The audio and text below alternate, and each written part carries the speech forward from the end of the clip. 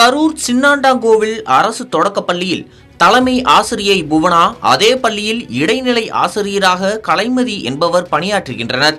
கலைமதி முறையாக பணியாற்றவில்லை என புவனா அளித்த புகாரால் வட்டார கல்வி அலுவலர் விசாரணை நடத்தியுள்ளார்.